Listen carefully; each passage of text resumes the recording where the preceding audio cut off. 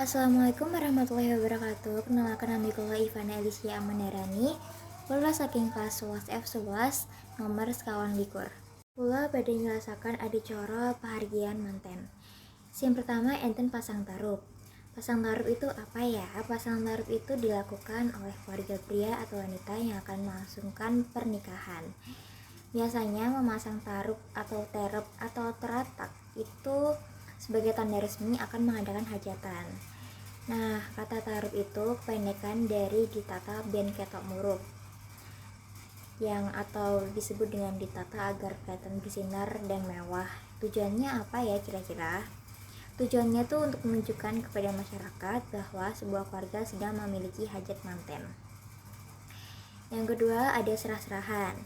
Serah-serahan itu dilakukan oleh pihak pengantin pria yang mana akan memberikan barang kepada pihak pengantin perempuan. Umumnya serah-serahan itu berisi seperangkat pakaian lengkap, perhiasan, beras, kelapa, peralatan rumah tangga, hewan ternak, dan sejumlah uang. Tujuan serah-serahan sendiri itu tuh untuk membantu persiapan acara pernikahan serta memberikan beberapa barang yang memiliki nilai filosofis sekaligus simbol pengharapan kepada Tuhan. Yang ketiga, enten siraman. Siraman itu membersihkan jasmani atau badan dan ruhani sebelum melangsungkan hijab kabul. Siraman itu biasanya dilakukan oleh ayah, ibu, kakek, nenek, dan juga 7 orang kerabat. Nah, apa sih arti angka 7 dalam bahasa Jawa?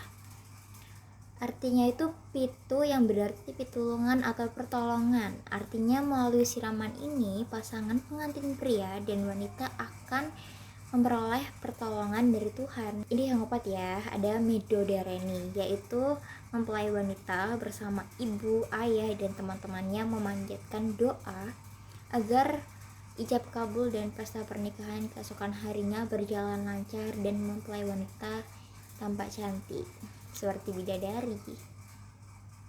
Sebelum berdoa bersama, kedua orang tua menyuapi putrinya sebagai lambang suapan terakhir atau dulangan pungkasan.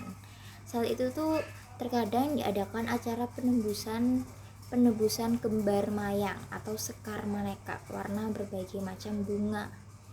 Kembar mayang sebagai simbol dari kesejahteraan semesta. Yang kelima, enten hijab kabul. Hijab kabul adalah akad nikah atas pengesahan seorang pria dengan wanita menjadi suami istri. Hijab kabul itu dilakukan di hadapan penghulu, wali, saksi, dan disiarkan kepada masyarakat luas agar kelak tidak terjadi fitnah atas perilaku yang diperbuat oleh keduanya.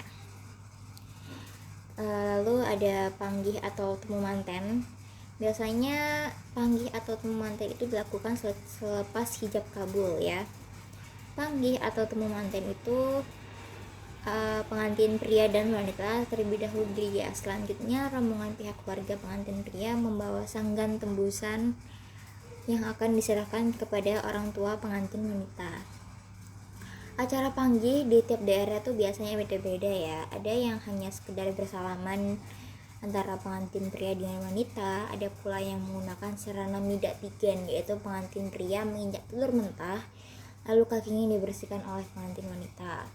Namun yang paling umum dalam tradisi panggih adalah menggunakan gantalan sirih atau gulungan daun sirih untuk balangan atau saling melempar, yaitu keduanya saling melempar dengan rintingan sirih. Lemparan dari pengantin pria berarti bimbingan untuk mencapai cita-cita luhur serta rasa tanggung jawab dan sebagai pengayoman keluarga.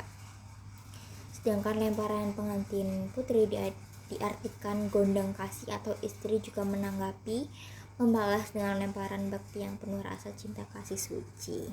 Asik.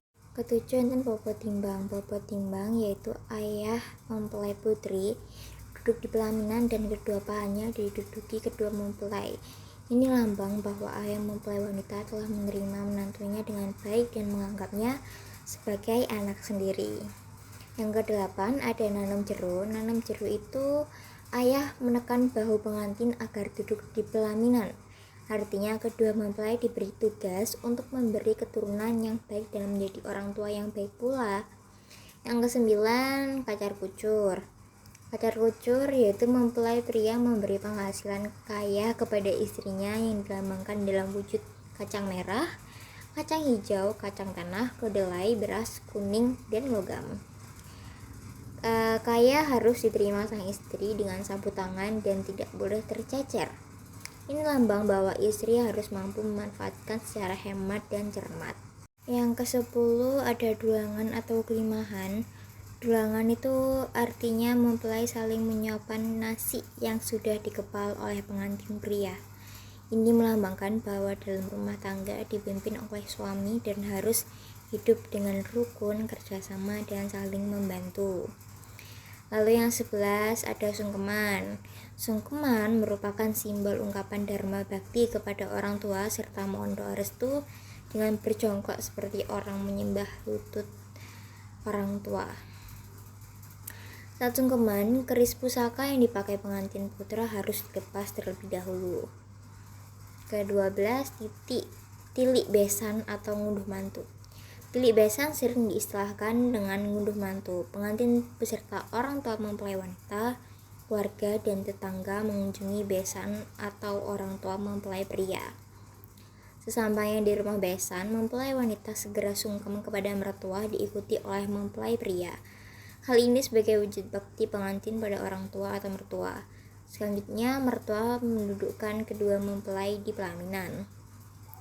Lalu orang tua pengantin pria menjemput orang tua pengantin wanita untuk diantar duduk di sisi pelaminan berdekatan dengan mempelai pria. Hal ini sebagai lambang penghormatan besan terhadap orang tua mempelai wanita. Sekian dari saya, mohon maaf apabila ada kesalahan kata, kesalahan pengucapan, kesalahan kalimat, dan kesalahan-kesalahan lainnya. Wassalamualaikum warahmatullahi wabarakatuh.